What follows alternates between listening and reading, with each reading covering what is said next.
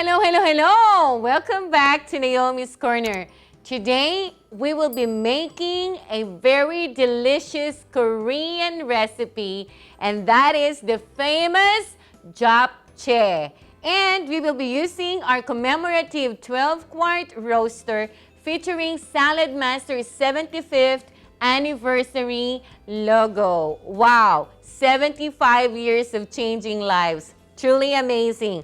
So, first, let me tell you about our ingredients. Thinly sliced beef, which I already marinated for like about an hour with sesame oil, soy sauce, brown sugar, cornstarch, and garlic. We also have spring onion leaves, celery, onion, garlic, red and green bell pepper, shiitake mushroom, carrots, and spinach. And we will also be using our japchae sauce. Also, we have here our sweet potato noodle, which we are going to season with sesame seeds and fried eggs sliced. First, let's preheat our 12-quart roaster for like about a minute or two. So let's start cooking. Our 12-quart roaster is already preheated. Okay, so first, we're gonna start with our onion. Garlic.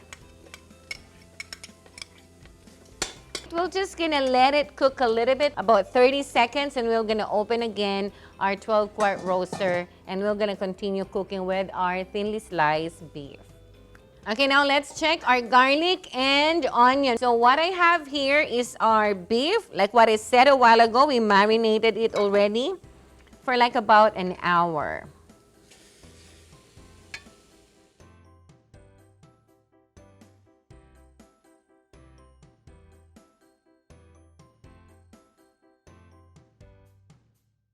All right, now that all our beef are in, we're just gonna cover it and cook it for about 3 to 4 minutes. Now 4 minutes are up. We are ready to check on our beef. All right, so what we need to do now is dump our sweet potato noodle.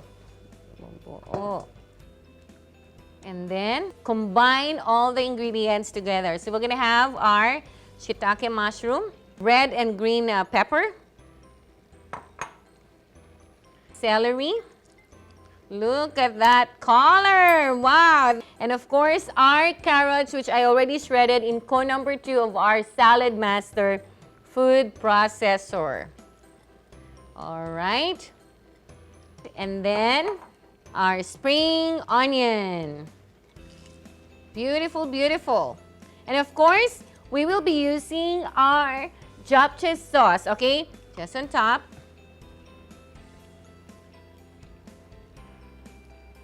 Okay. And then we're going to add the spinach on top of it. Wow. That's it. And then we're going to cover it and cook it for like about 10 minutes. And then after that, we're going to top it with our fried eggs that we already sliced here.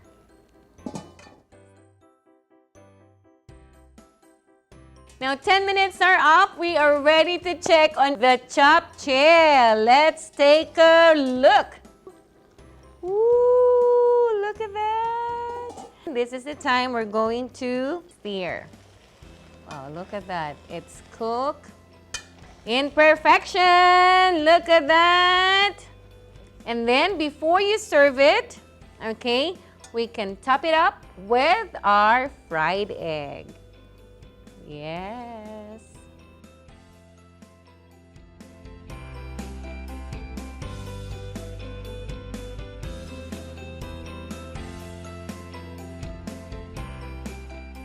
Don't forget to like and subscribe to Naomi's Corner for more delicious recipes using Saladmaster. Stay amazing!